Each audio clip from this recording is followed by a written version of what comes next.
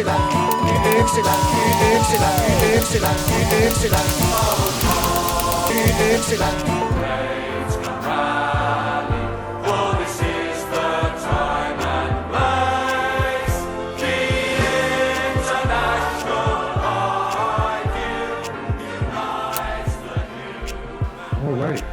right, y'all. Thank you for tuning in to Dixieland of the Proletariat, where we talk about Southern working class history and current events through a leftist perspective.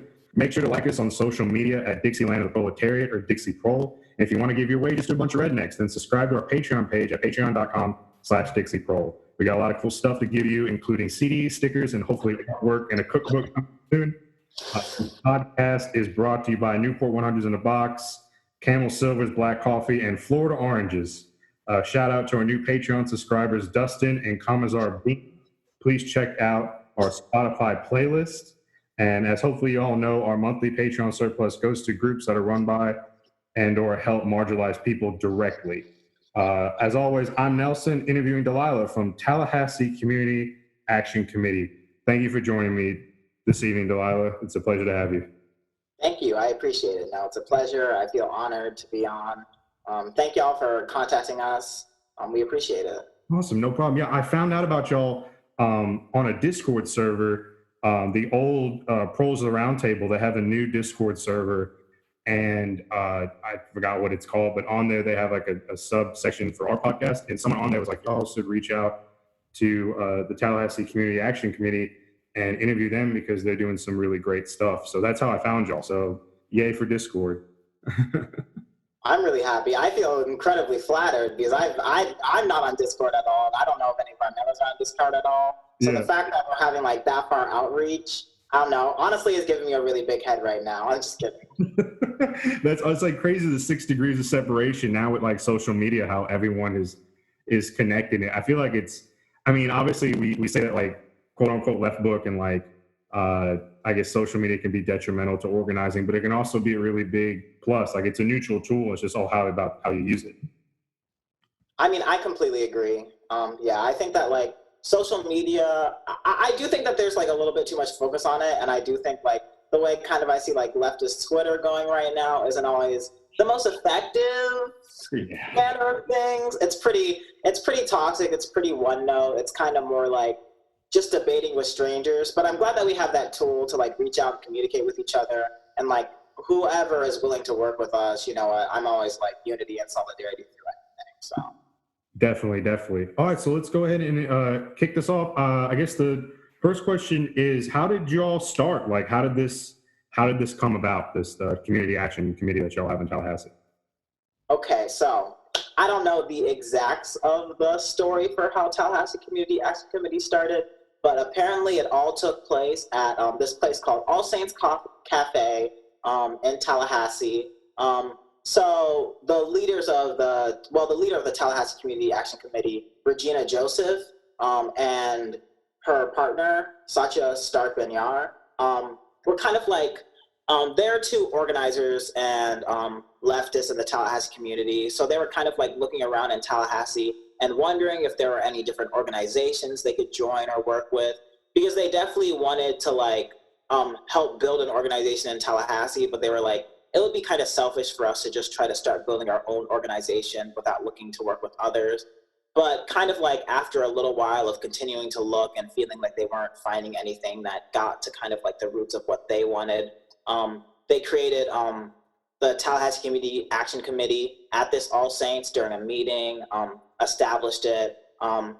Ironically enough, one of the members who ended up joining actually randomly walked by the meeting at the time and was like, hey, can I sit down and have a conversation with y'all? And ended up joining the organization. So it all kind of like stemmed from there. And then after that, they found a meeting space at this place called the Quaker Meeting House, which is this place in Tallahassee. Quakers are really cool and usually progressive, so they're giving us a meeting space to have that conversation and communication. And then after that, it just kept on continuing. We were able to get like a few members and a really good secretary, and we've just been kind of expanding and growing through kind of like our campaigns and direct action. That's awesome. Funny enough, I believe DSA Birmingham, they have a meeting at a Quaker house. It seems like Quakers are an anti-war very peaceful people. They seem to be very much open-minded and more progressive towards leftist thinking. So they definitely like to open their homes to people that they feel have the same, I guess, causes they do, and like a form of solidarity that you very rarely see nowadays, it seems like, especially in the South. So that's all, when it comes to like religion and kind of leftist organizations. About how many people do you think are, like, when any organization you have like active and inactive type people, so like how many, I guess, people as a whole do you believe are actually in your organization? And when it comes to, I guess, it's a two-part question, diversity, like people, I don't think people realize that the South as a region is a very, very diverse section of the country. So when it comes to diversity, like how is the committee set up? I know there's a problem in a lot of leftist spaces with white chauvinism and like that whole settler mentality. So like how do y'all combat that? Like who leads the group? And how do y'all, I guess, work together really for a common goal? Great questions. I think that specifically, we have, it's kind of hard. We have between like probably like 15 very active members, but more of a membership around now at this time, more like 30 or 40 people as a whole. We definitely like go back and forth, especially now with COVID and everything. But like our membership wanes and grows. But like I'd say we definitely will at least have like at every meeting 10 to 15 people, and then like 20 or 30 people involved who like get involved when they have the time. We kind of like combat white chauvinism and settler colonialism through, I kind of think, like our theoretical line. Although the Tallahassee Community Action Committee is a mass organization, we have people who would even identify themselves as liberals in our group, but we're able to work with them on like certain issues and things. But I think like we mostly combat that by the fact that our leadership is Black, brown, and queer and trans. Like our leadership is Regina, who's a Black queer woman, who's president. Satya, their partner, is our treasurer, who is a non-binary person who's white. Jules, our secretary, is a non-binary person. And I, our outreach coordinator, am a Black trans woman. So we definitely have this kind of like diversity and power put in the hands specifically of Black women that I think like allows for our organization to like get past those kind of problems of chauvinism and everything, because we're rooted in the work kind of like uplifting the voices of Black and brown people. And because Black and brown people lead, that often is a problem that we can handle directly. We also, I would say that like our white organizers, I think their solidarity is incredible. And I think that they always put in the work to show that through their actions, they fight first and foremost for Black and brown people. Like one organizer that I love with all of my heart and who's responsible for so much of the work for the conversion therapy ban, his name is Lakey Love. And I think one thing that really showed like their action, and their solidarity was kind of like, when we were specifically protesting against Lawrence Rebel, the Tallahassee police chief, at his swearing in, when a reporter came up to ask them questions, their first response was, talk to the Black and brown people here who are protesting first. And yeah, that's the attitude and behavior we kind of have and kind of expect. And I think like the Black and brown people in our organization work to hold like the white people accountable, but also like some of our top organizers who are white show their solidarity and make sure that like Black and brown voices are first to be speaking. Like usually if it's on an issue of police brutality or anything, we have Black and brown members speak first before anyone else. And we make sure to like take stack and allow marginalized people to speak first. That all sounds great. Like I'm reading, I got really, really lucky and found not like a first edition, because oh my God, like I found it at my college library first, but then my mom actually found a copy of it on eBay, an original printing of Black Bolshevik.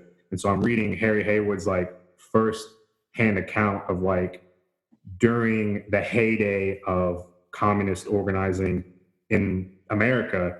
And it's like really interesting to see that like a lot of the problems that like we still have today, he had back then. And another book I'm reading that I think every single Southern leftist should read, and especially people like throughout the country should read, is Hammer and Hoe. Like Hammer and Hoe about the Communist Party. And we're going to do, I keep saying we're going to do an episode on it. We haven't planned out, but we're going to do it. It is like that book and how the Communist Party organized in Alabama during the Depression is just phenomenal. How like Black sharecroppers were the backbone of the Communist Party. And I remember in one section, they had 5,000 people come to a rally in Birmingham.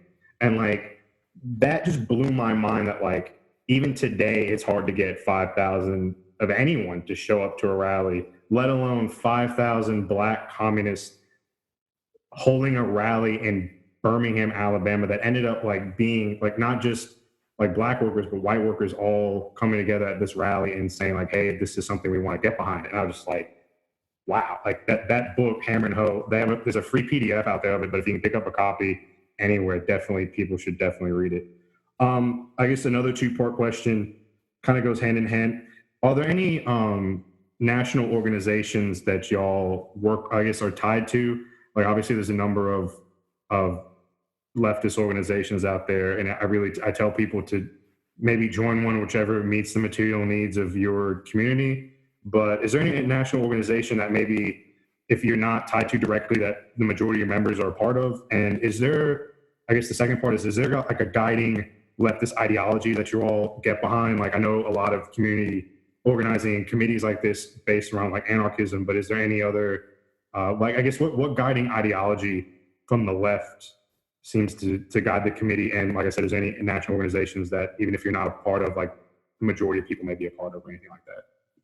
True. That's a good question. We, I would say, are not a part of, but are definitely kind of like working with a national organization that's recently come back into existence. If you've heard about the National Alliance Against Racist and Political Repression, yeah, we went to their conference, and I believe it was November, and kind of like got to see what was going around there and have like kind of like work with them. So that's a national organization we work with. I would say that like, because the Tallahassee Community Action Committee really has like a lot of different mass members with kind of like different political views and beliefs, we vary on kind of like our specific line, even though I'd say like we believe in like grassroots organization and direct action. A few of our members, including Regina and another one of our members named Zach, are members of the Freedom Road Socialist Organization, which is like the national organization they're a part of and they work with. But I wouldn't say that like we're like tethered or tied to any organization. And I'd say like when it comes to like political line or like what we like work towards is kind of like trying to, we don't try to like pour or liquidate ourselves into like electoralism or into like totally fighting from the standpoint of trying to go and change kind of like the city council or anything. We definitely work to, I think, uplift the voices of the most oppressed and marginalized in our community. And we think that the best way to do that is through direct action and through building like a base of power within the community. But it's, I don't want to speak for like the whole group. Like I personally am a Marxist-Leninist, and yes, power to us, honestly, because we're getting shit done, obviously. But I think like the strength really comes from kind of like the fact that like, one, we all have like a lot of material study, but also like the fact that like we're taking what we're learning and kind of like processing it and applying it back again. Scientifically, I'd say, or at the very least, like through some kind of political line. Sorry if that's not clear. I just don't want to like speak for the rest of the group. No, that's great. That's a great answer. I mean, I've personally, I've always been more like towards the Marxist-Leninist side. I just didn't really know it until I kind of as an adult were able to sit down and actually read theory. Because like when I was running around in high school, like it was hard to, I mean, I had a copy of the Communist Manifesto in high school and I like thumbed through it. It was like, oh yeah, this is awesome. Like we're young and we want to set the world on fire. But like now that I'm in graduate school for political science, like I've actually been able to sit down and start to read like Lenin's essential works and read Capital and read things when it comes to the actual, I think I also have a copy of Stalin's like On the National Question, a number of things to like really dive into Marxist-Leninism, because it seems like that is like when you look at successful revolutions, like they're Marxist-Leninist revolutions. I mean, and then you have Maoism, which is, like, in my opinion, would be just Marxist-Leninism with Chinese characteristics. So you have successful revolutions there from like the guiding perspective of like Marxist-Leninism, and then different leaders took Marxist-Leninism and put it towards their own material needs in said countries and made it work. But that's awesome. And I think that everything you just said was great.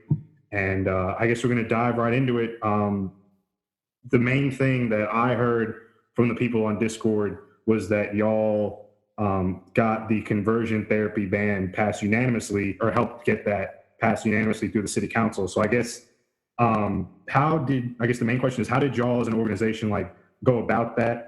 And what tactics did you use? Like you said, direct action, but like more specifically, like, what did y'all do to really hone that in and to push that ban?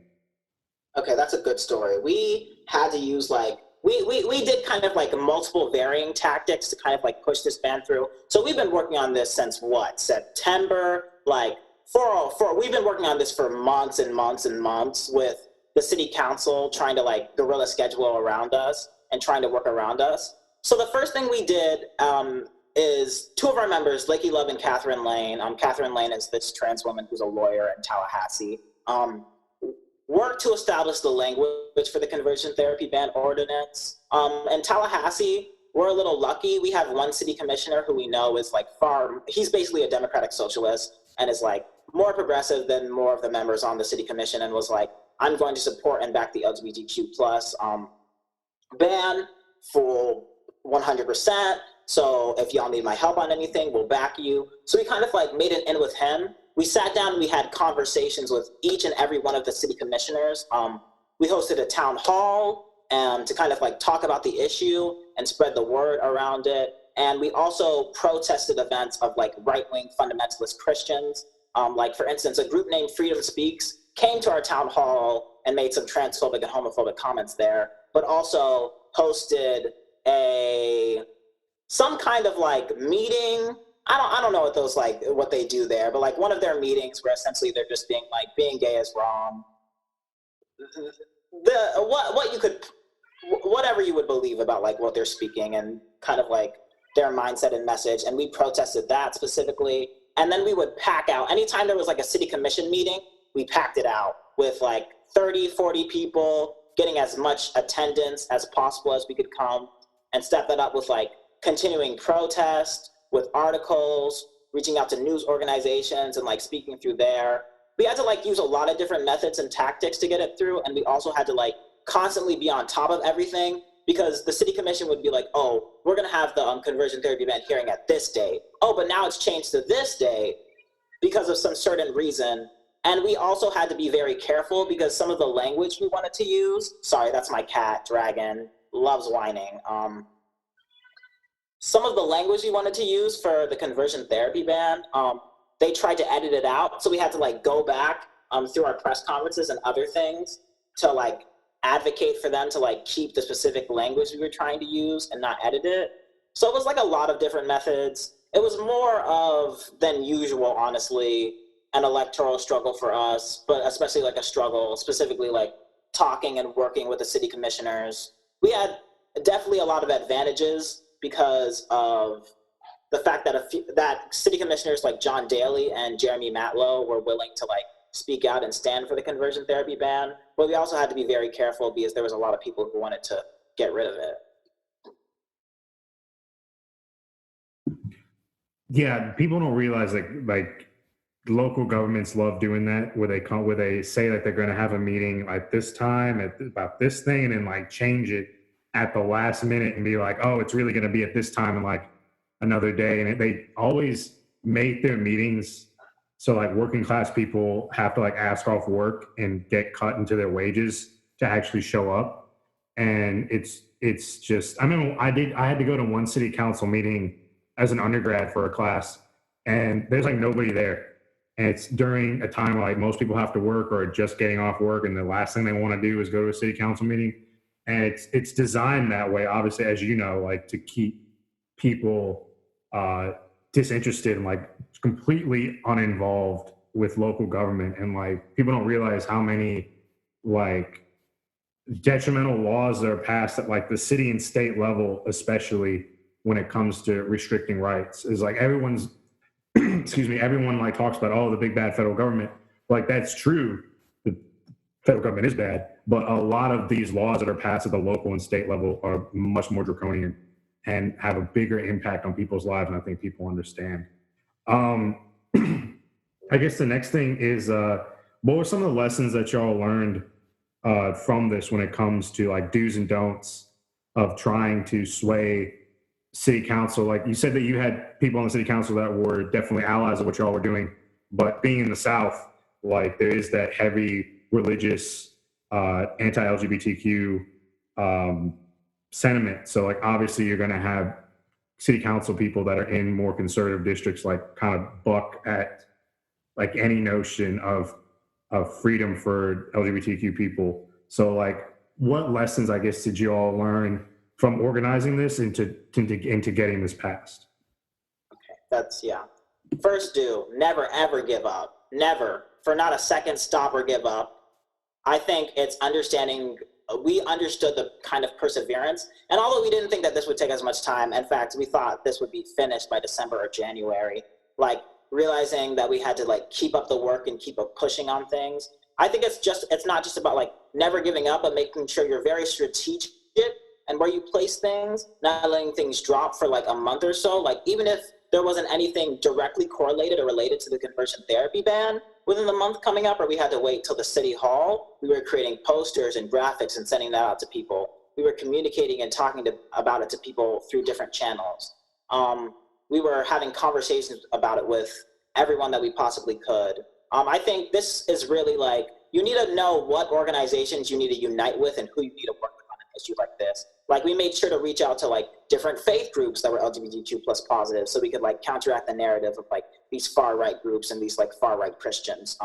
We made sure to reach out to like the city commissioners who we could trust and fight with, but also like specifically the LGBTQ population at Florida State University and at FAMU, and get them to come out and support our events and protests. So it's really like, you need to find who is willing to work with you and who can work with you. And you need to also build like, kind of like a counter argument to the protesters of the issue and make sure that they are deplatformed and not given the opportunity to spit their bigotry and bias. I think it's about being fair and showing people that you're not just gonna shut anyone down who speaks, but also knowing your limits. Like at one of our conversion therapy ban town halls, this woman basically stepped up and was like, I don't know why conversion therapy is wrong. I have a gay cousin and he's doing conversion therapy and it's just fine for him.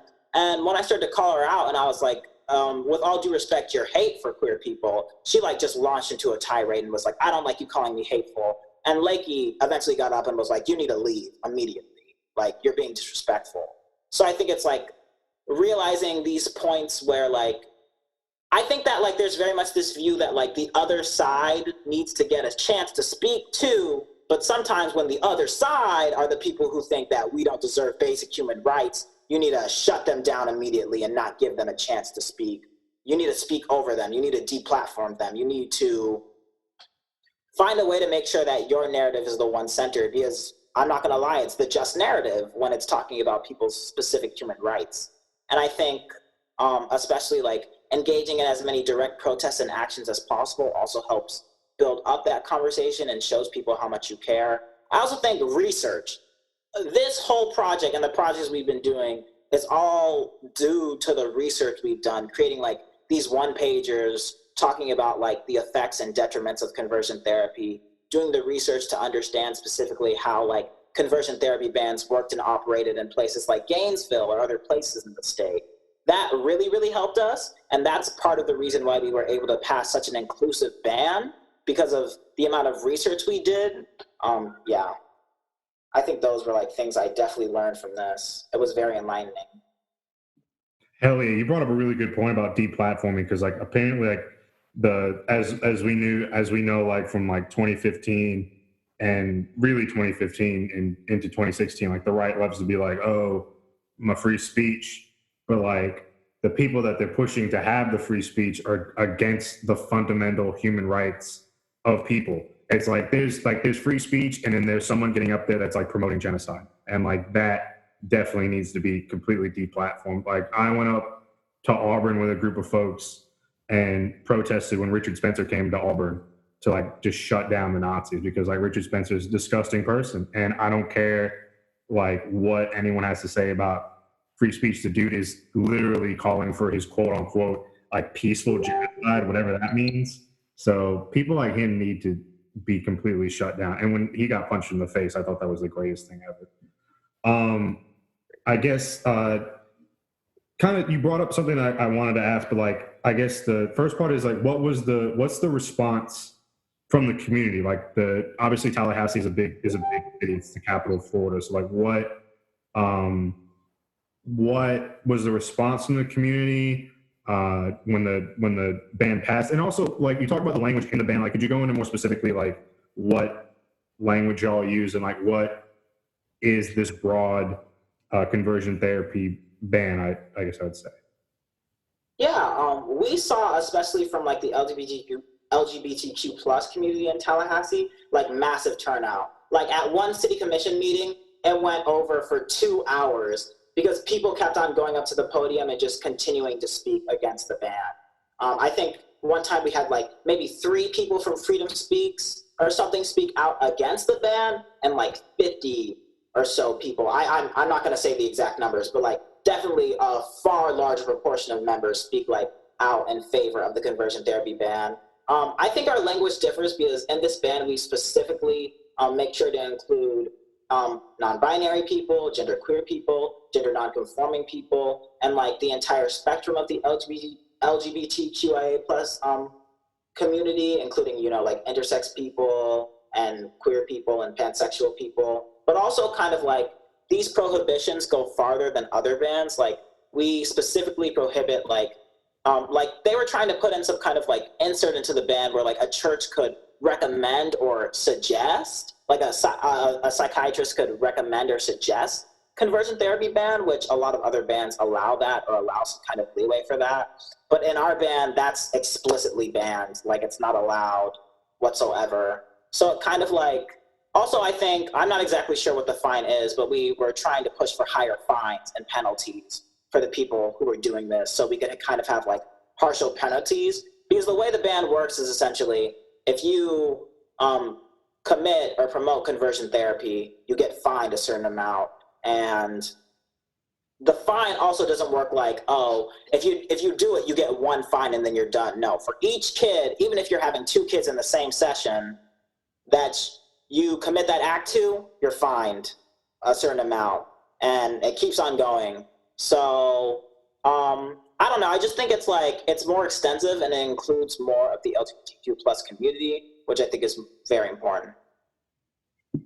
Hell yeah! It sounds like y'all definitely got past like a massive, sweeping, all spectrum included conversion ban therapy, which sounds awesome. Like this is a great win, not just for the nation, but like especially for the South, because like so many times I have to like fight against this narrative that we're just all like a bunch of bumbling rednecks that like I've had people literally ask me if like I know Klansmen or if I like had relations with my cousin, and like in all seriousness, like I'm just like, people, y'all have to understand that like not everybody in the South is like this like foaming at the mouth raging Trump supporter. Like there's good people like y'all doing great work in communities, and like that's awesome, and I'm so glad y'all were able to do this. What I think that people really aren't saying, and I think the whole thought of that is, like, you cannot look at the political history of the United States of America without saying that it's the South, and specifically Black people in the South, doing some of the major work that even inspires the struggle for the North. And I think, like, it's a very, I think, racist and narrow-minded perspective to say that, but I also think it kind of, like, shows an ahistorical perspective and not a realization of kind of like the sacrifices, especially Black people in the South and Indigenous people in the South have made for everyone to have better living conditions and better rights. Exactly. I think I love Phil Oakes. He's one of my favorite folk singers, and he said it best in the song "Love Me, I'm a Liberal." He said, "The people of old Mississippi should all hang their heads in shame.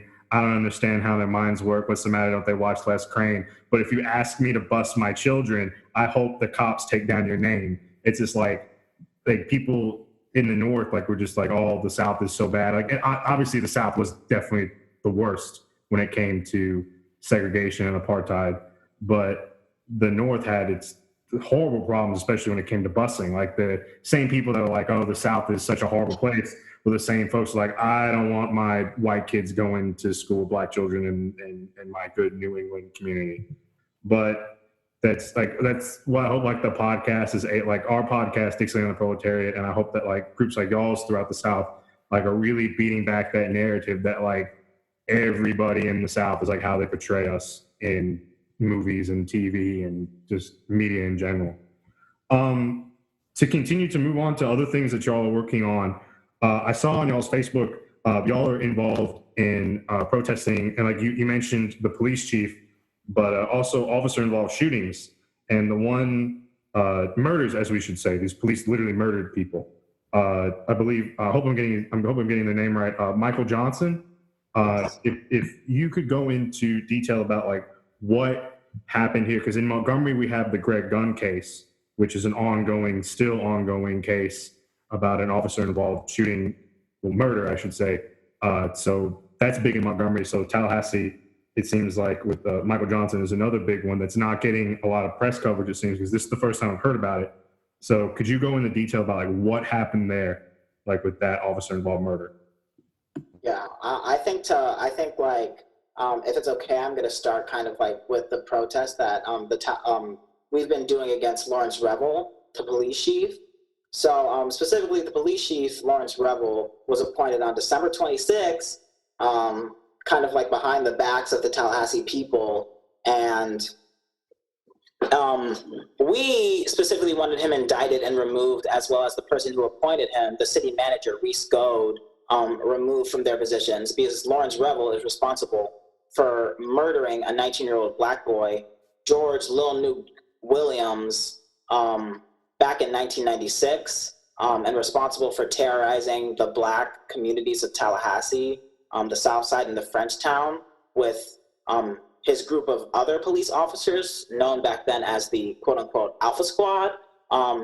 So we've been protesting him every place and every chance we can, at his swearing in, at his meet and greet, trying our best to hold him accountable for his actions. We actually have a pamphlet we've created kind of like detailing what happened to George Williams, had a press conference where we specifically, explicitly stated our opposition to them and talked about like what some community members had said about them. Like, for instance, one time when Lawrence Revel was riding in his cop car through like a black neighborhood, very quickly, very haphazardly, a woman stopped him and was like, there are children here, will y'all be careful? And his response was to be like, they're gonna die anyway. So yeah, these are the kind of monsters we have to deal with. And specifically, as we've been building and working on this case, like pamphleting and telling, especially FAMU students, but people all around Tallahassee about Lawrence Revel, Michael Johnson is killed. And what happens is Michael Johnson is killed by this officer named Zachary Jones during the quarantine as COVID-19 broke out. They claim that he was trying to steal a car from them and that he got into an altercation and fight with Officer Davidson before they shot and killed him. But of course, not only is that incredibly suspect, I find it interesting that these men who have tasers, batons, literally every weapon and training perceivable can't apprehend a suspect who's literally trying to run away without murdering him. So we have thankfully gotten into contact and reached out to Evelyn Richardson, who is Michael Johnson's mother, and have been working with her to kind of like establish the truth about the story and give more of a humanizing perspective on Michael Johnson and what's been going on with his case. We've tried to ask the Tallahassee police for the information on the case, but when the information was given to us, nearly all of it was redacted. So we only know the details that they've been telling and spreading around, and what we've been able to learn and glean from kind of like our relationship with Evelyn Johnson and a few members of the Black community who knew Michael Johnson. So unfortunately, there's just not a lot of information, and especially because of COVID-19 right now, Zachary Jones, the guy who killed him, his case is likely to be pushed back. So we might not find out like more specifics on the details of what's happening for a little while, unfortunately. It sounds like massive tragedy, like all around. Montgomery did that too back in the day, like especially like the 70s and 80s. Like we had a mayor, Emery Fulmer, that was the mayor for like 30, 40 years, it seemed like from Nixon all the way until he finally lost in 1999. But they have articles written about him like he was a little dictator. And basically what he did is he used to like drive around in the black neighborhoods on the west side of Montgomery and with his bullhorn and terrorize the black community. And like they had with Jump Street, like he would go around, that was what they were called, Jump Street, and like would go around and like just terrorize the black community. I'm talking to some of the cooks that I work with at the restaurant. They were like, yeah, back in the 80s, like third shift used to scoop us up and just beat us with telephone books just for the hell of it. Like this is what they wanted to do. And it's like the disgrace of that is just like how that was able to go on for so long. And it's like obviously we say all cops are bastards, and like I don't like the police. I'm sure the majority of people who listen to this podcast don't like the police. That we say that it's getting better, but with the Greg Gunn case, like it's still like not getting really any better. And we just elected our first black mayor, Stephen Reed, and like you could hear the white community like clutch their pearls, like and just like, oh my God, like what's gonna happen? It's gonna be white genocide, and we're gonna have to run to the suburbs and like run the Pike Road, which is like the big suburb like outside of the city of Montgomery. And it's just like it's this mindset that like I can't even as a white male Southerner, like I just could never bring myself to understand like why are y'all like so fearful? It's just like you fear-stricken like white Southerners that like are trying to like sweat out their sins, but they like won't wash away like the dirt from their souls of like the horrible like racism that they express. And it's just like it's crazy to me. Why is the slave master afraid of the slave? Exactly. Because they know what's coming to them. And because like I think that's interesting because interestingly enough, Lawrence Revel wasn't even the first pick to become police chief in Tallahassee. Actually, it was supposed to be, and of course, I'm also like, fuck all cops, but Tallahassee, the Tallahassee police chief originally was supposed to be Antonio Gillum, but something happened within the process of him like trying to get picked. Like he tried to kind of like talk and communicate with Reese Gode's office about specifically the powers he would hold as a police chief, and through kind of like their miscommunication, Antonio Gillum didn't end up with the position, and all of a sudden Lawrence Revel is the one who ended up with the position. So it's interesting how kind of like, instead of picking a black police chief, they end up with like this white Southerner police chief who's like built into the corruption of Tallahassee and has lived here his entire life.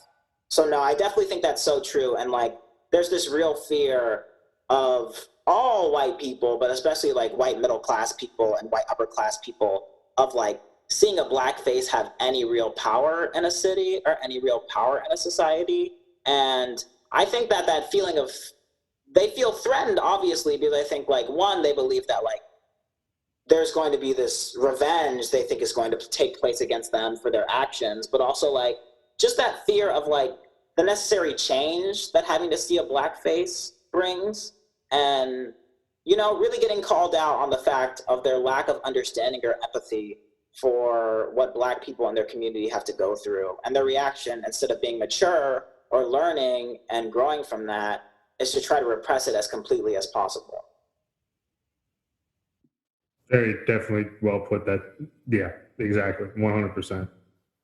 It's just, it's like they don't want their position of power to be taken away. So like they're clutching at it like as hard as they can to keep the times like how they want it and to like stop any change. It's just like, it just reminds me of like National Party, like in South Africa, like the Afrikaners just like clinging to power, like even though the system is falling around and like the winds of change are coming, like they're just like holding out because they don't want to lose the power that like America was founded on.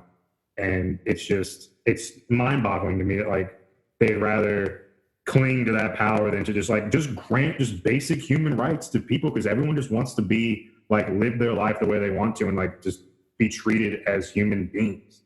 It's like that mentality is just so foreign to people, like especially white Americans. Is just like just let people be treated as equals and human beings. And like, that's the foundation to which it needs to grow from. It's just mind boggling to me that just people still today are just like, oh, like I said, clutching at pearls. And like the atmosphere leading up to like the mayoral, like everyone knew that like Stephen Reed was going to win. Like it was going to be we all knew he won by a landslide, and he would have won the first round, but there were so many people running for mayor that like he got like 49% of the vote. Like he was right there, but he had to take another election. And he like blew out the election by like 60 something percent to like 30 something percent.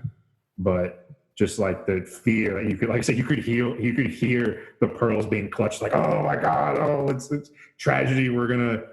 They love to like tout, like we're gonna become Detroit, or we're gonna fail because of blah blah. It's like this like dog whistle racism that they just love to like spew out. It's just fucking ridiculous.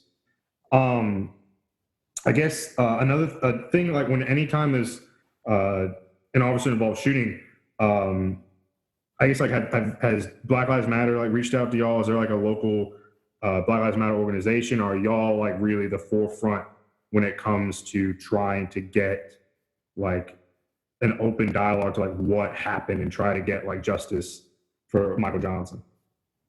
Well, we have the Dream Defenders in Tallahassee who have been like doing work with like Jamie Johnson, a person who was murdered in like Jacksonville by the police. But yeah, I would definitely, there's no Black Lives Matter chapter or anything within Tallahassee. I would definitely say that the Tallahassee Community Action Committee, from what I've seen, is really the only organization like fighting to speak on Michael Johnson's behalf, like first and foremost.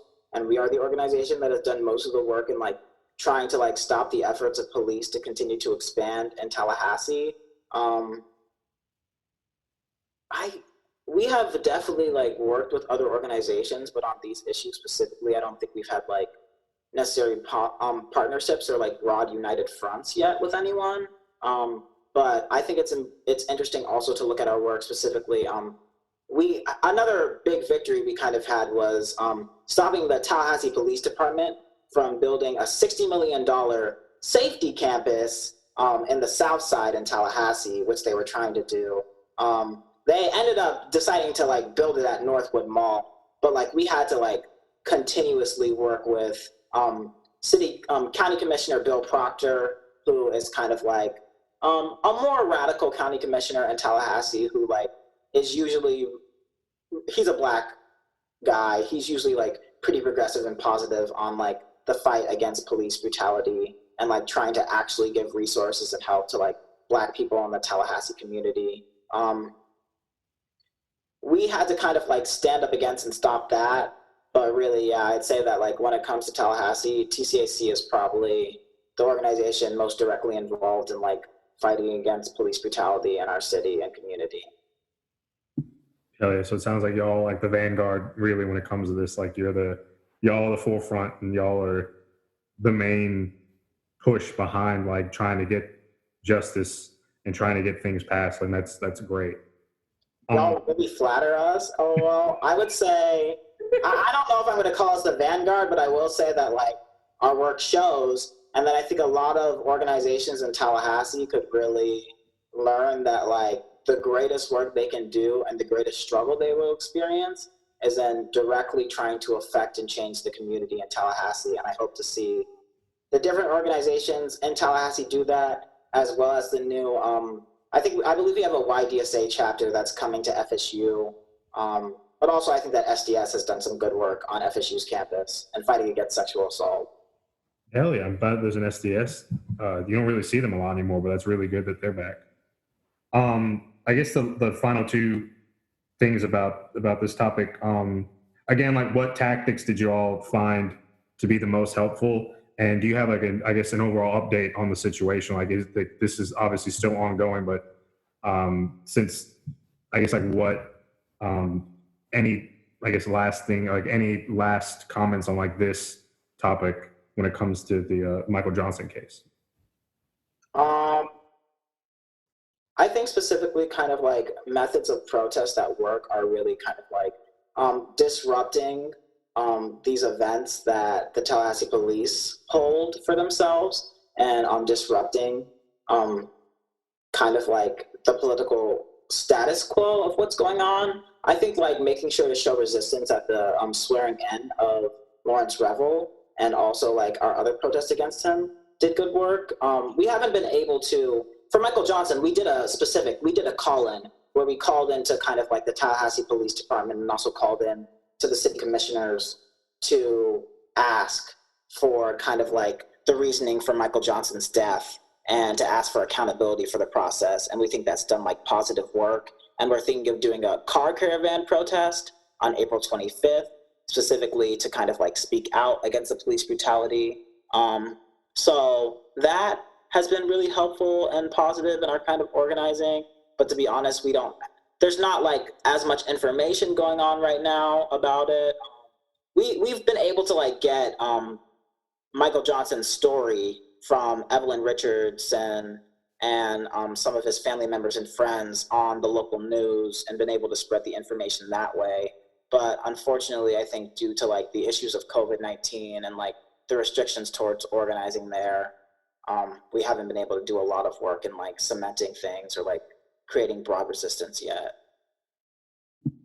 Okay, before we move on to what we're all having to deal with now, even more so in the South because of our poor infrastructure, something that just came to mind. A lot of times people are very fearful to go up against the police because we know that they have the monopoly on violence. Have you all received any pushback, like any type of, I guess, threats, any type of, do y'all feel the organization is in danger? Like, do y'all feel threatened by taking on the police force? Because obviously, like I said, they have monopoly on violence and they can get away with murder like we've seen plenty of times in the past. So like, how do y'all, I guess, combat that mentally? Because obviously it's going to take a toll on mental health, like always having to look over your shoulder, like thinking like what could happen? Like, how do y'all, I guess, stick together and not fold under the pressure of taking on the Tallahassee Police Department? I think it takes a remarkable amount of discipline. I think, for one thing, I'm not gonna lie, I'm not scared of those motherfuckers. I'm afraid. I think I of course like recognize the difficulty and struggles with them, but like they aren't invincible. They aren't this force of people who can just go out and like just start murdering. Thankfully, in our city, just start murdering activists and other people. And I think like you really need to combat that by like your relationship with the masses and your relationship with the working people in your community. Like they can't fuck with us too much simply because like we have a relationship with some of the city commissioners here, a relationship to news outlets here. And when we come and we protest them, we make sure we're careful and disciplined in what we do. We make sure we have cameras and we're photographing everything and videotaping everything. And we make sure if we're gonna be doing anything like big, we have numbers so that they can't just brutalize us without anything going on. And we always make sure, especially in issues of combating the police and everything, to be like, white people, this is your time to step up and take the first position, to step in front of things, because my black ass is not going up to a police officer and getting into a fight or altercation with him. Like, that's the time for white organizers to stand out in front and protect the black and brown people who are doing the work for their community. So there's a lot, I think like there's a real fear of combating these police forces, especially like the TPD is bad, but like the Chicago police force, they have torture camps, you know what I mean? Like these people have like, the things they do, like reading about that is mind-boggling. It's literally evil. But like they are not invincible. Make sure that if you go to stand up against them, you have the numbers and the clout to kind of like be able to like stand up against them, and make sure you're not doing it alone. Like individually, one of us can't stand up against the police, but as a collective and as a community, especially if you get your narrative into the news and people don't just see this one-sided view that the police is pushing, it's far harder for them to just be openly repressive and crack down on you without them facing serious consequences for that. Fuck yeah. Fuck yeah. I totally agree 100% of what you said. Like, hey, white allies, like, this is y'all's time to like step up, because the police, unfortunately, are going to be, I mean, you would think that justice, quote unquote, whatever it can be in America, is supposed to be dealt out equally, but obviously, no, it's not. But the police are going to have a lot more explaining to do, like cracking a white kid's skull open, than they will like beating on black people. So like, this is definitely time for like white allies Operation Human Shield, like get in front of us and like really like use your privilege to push back against police brutality. Because like when I know like when I've had to like be in that situation as a white man, like it's much easier for me to be like, hey, back off, Mr. Officer. And they'll be like, oh, okay. Then like any of my black friends are like, crap. Cause like just like having to speak, like Tommy brought this up. We had a discussion, the last podcast episode that is going to be released soon. I had my co-host Tommy, another local activist and hip hop artist, Denzi, and our friend activist Travis. Like they talked about like what it's like being black during the stay-at-home order, COVID-19, and having to fight, like having to deal with that on top of a racist police state. And Tommy like brought up the good point that like I still have to check myself and realize that like this, like people have to do this. Like he's like, I have my papers all in order. Like if I get stopped, it's like, here's my shit, hands on the steering wheel. And like, it's still something I have to like I said, check myself and be like, I can be like, oh, hey, officer, how you doing? Let me get my stuff out. And they're perfectly fine. But like Tommy said, I'm not getting fucking shot reaching for my fucking wallet during this shit because they're just itching to like do away with people and like try to find people and arrest people for violating the stay-at-home order. Like it's crazy fucking times. It's hard, especially like I literally was actually going to get my name changed legally, but I decided not to just because I'm like, like I'm a black person in the South, and like it's already really difficult to like get the access for like HRT and care that I want, but also like when your name is changed and police can see that, there's the transphobia on top of the anti-blackness combining. I think the only real benefit I have, like the only thing I'm like that keeps me safe and protected is the fact that like I'm usually cool and calm in those situations when I have those interactions with the police. I have community support and like a group of people surrounding me, so like they can't just beat up on me without me like knowing or communicating with anyone else. And kind of just like, I don't know, especially like I think before my position as a Florida State University student was one of the only things like stopping them, because I think like when they see that, they're definitely less likely to like beat up on a college student in a college town, because they know like the problems or issues with that. But it's definitely scary. I've had like police stop me, be like, oh, we smell weed in your car. There was nothing in my car. They searched my whole car. And then like specifically forced me to like stand outside. And it was when I was wearing like a very femme queer outfit. So I was wondering if like homophobia was also a part of that and a part of their treatment of me. You know what I mean? Like they'll stop you with, 4 police cars will stop and search your car for weed, because apparently they need 4 police cars to do that. So it's a really scary situation sometimes, but like, I think it's all about being calm, cool, and collected, knowing what's right, but also like, if it comes down to it, making sure you're not risking your life. Definitely. I'm sorry that happened to you, Delilah, because it's definitely like an intimidation thing. Like it fucking sucks that y'all have to deal with that. Like I'm sorry. It's okay. I guess the last big topic to talk about is COVID-19.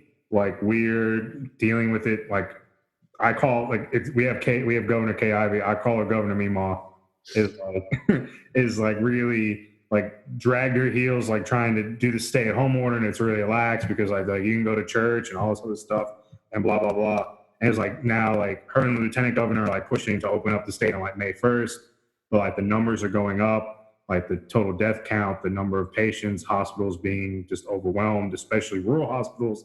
Because I don't know about Florida, but I know Alabama did not expand Medicaid, and Kay Ivey said today that it would not be wise to expand Medicaid during this time. And I'm just like, what? Like mind-boggling, like does not make any sense. Like it's just ugh. So like I guess outreach, like is there anything that y'all's organization is doing specifically to like outreach to help people during this pandemic?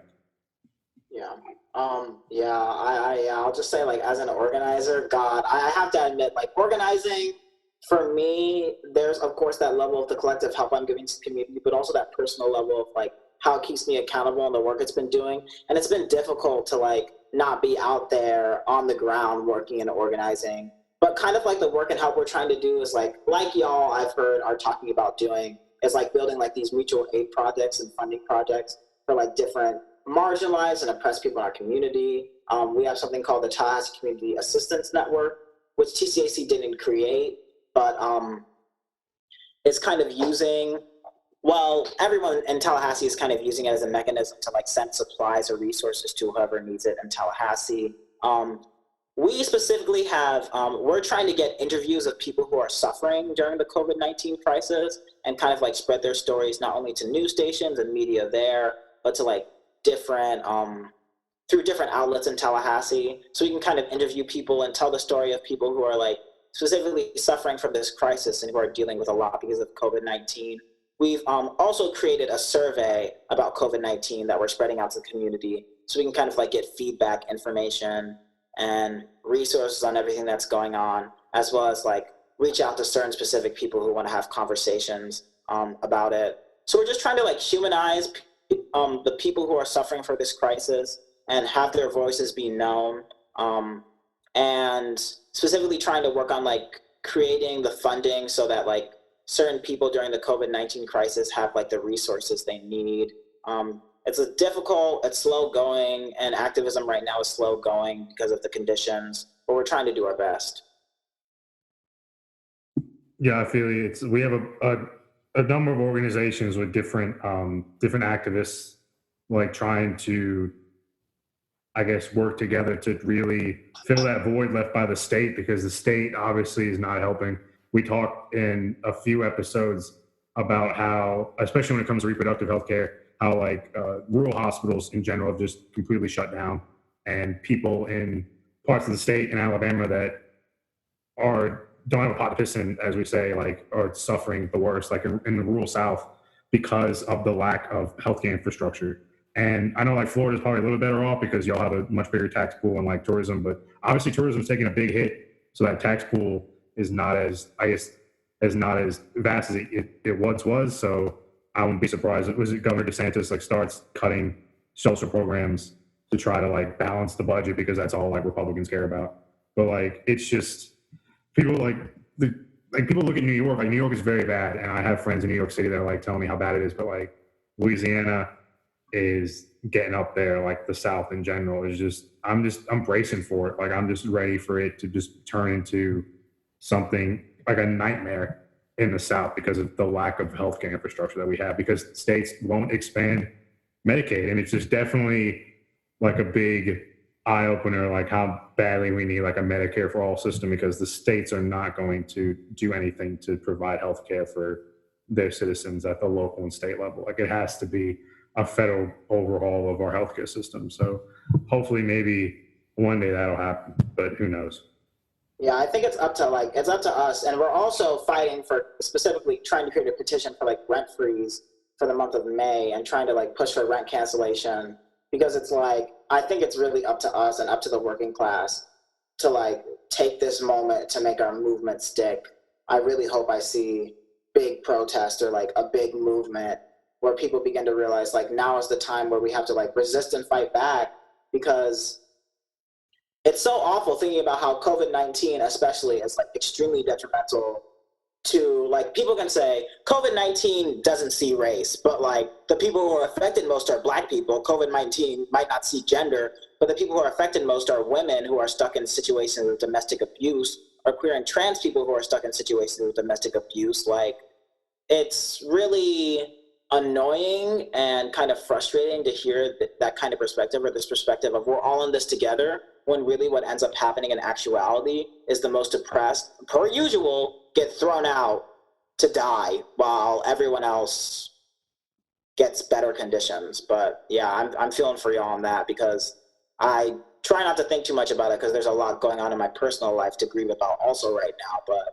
damn, like thinking about how many Black people are being killed by COVID-19, and thinking about the utterly criminal response of the United States when they knew about this shit for probably years and years more than this, but like have at least had ample warning about this from China for months upon end, and taking no means to stop or counteract this. Like, we wouldn't even have to be sitting here for like 4 months in quarantine if it wasn't for the fact that our government hadn't taken the steps earlier. You know, like we could have had, what, 1 month of quarantine if we had just locked things down immediately and been maybe mostly back to normal in 1, 2, or 3 months if we were careful about the way we partook in this. But of course, we understand how the United States is and how it operates, and we understand when it comes down to it, they don't think a single thought for the working class people in this country and for the people suffering in this country. I agree 110% everything you just said. Like, I'm not even going to try to put in my own 2 cents because you literally put it out there perfectly. 100% guarantee. 100% agree. Sorry. But no, you definitely spot on what you just said. I guess to wrap things up, where can our listeners find y'all on social media and what they have to look up? Yes, I believe we're on Twitter at TCAC. We're the Tallahassee Community Action Committee on Facebook, and on Instagram we're also at TCAC. That's TALLYCAC. Yeah, please get involved or help with any of our programs that you can possibly. We also, we're a Tallahassee-based organization, but right now we're having Zoom meetings every Sunday from 7 p.m. to 8:30 p.m. So if you go to our Facebook page specifically, those Zoom meetings and their times will be on it. So if you would like to join one of our meetings or see what's going on and what we're doing, please reach out, contact us. We'd love it. Hell yeah, I'm definitely going to share y'all's page on Facebook. And then when we have one more episode, we have an episode before this that's getting processed now and mixed and mastered down that we're going to air. And then when this one's ready, I'm going to put this one up like right when it's ready. And I'll tag social media in the show notes, so I'll have like a permanent link, so anyone who listens to this episode can go click on it and take you directly to y'all social media pages. A big one, do y'all have like a Patreon or like a PayPal, like anything, Venmo, like specifically that people can send like donations? That y'all have like any way that people can, that may not be, that definitely, because I checked on our thing, we have listeners all around the world. So is there anywhere that like people can, like may not be able to help directly in person, but can send funds to help y'all with any activist work y'all have in the future? I don't think we have like directly a PayPal or Patreon, but we do have like different members and organizations that may be able to that could take those funds and give them to our organization. So if you'd be okay with it, I'm going to get in contact with TCAC and ask them for that information. And then could I send you that information and you could add it to like the end of this podcast or like tag it to your social media or something? Yeah, for sure, definitely. I can tag in the show notes because Libsyn gives me that opportunity to like tag whatever in the show notes and send direct links. And then like if y'all okay with it, I can post it on social media and hopefully y'all get something that can help out, because unfortunately money rules everything and you have to have money to be able to do a lot of things that we want to do. But Delilah, I really appreciate it. Thank you so much. You're my first one-on-one interview I've done for this podcast. I hope it went well, trying to model it off other podcasts. But thank you so much for coming on. Solidarity to y'all, and what y'all are doing in Tallahassee is great. You gave a lot of great information I think that people can definitely build on to try and do mirror what y'all are doing in Tallahassee. So I really appreciate it. Thank you so much. Of course. Thank y'all for reaching out to me. Y'all are awesome. Also, I love Black Bolshevik, and I literally have a copy of it right now in my room. So I love y'all. I'm definitely going to try to be out there listening to your podcast and hearing what you have to say. Please continue doing your work. We have to show as much unity and solidarity in this time and get ready, because when we're back out on the streets ready to protest and move, it's time to work and it's time to really change this country. Dig it. 100%. Hell yeah. Solidarity, comrade. At Dixieland of the Proletariat, we believe the South will rise again, this time for the right reasons, those being worker-owned means of production, decolonization, and self-determination for all oppressed peoples. We are coming to you live from the heart of Dixie, Montgomery, Alabama. We would also like to recognize that we're recording on occupied land that rightfully belongs to the Muskogee and its people. Once again, I'm Nelson, interviewing Delilah with Tallahassee Community Action Committee. Once again, comrade, solidarity, and y'all stay safe down there. You too. Have a great day. Thank you, too.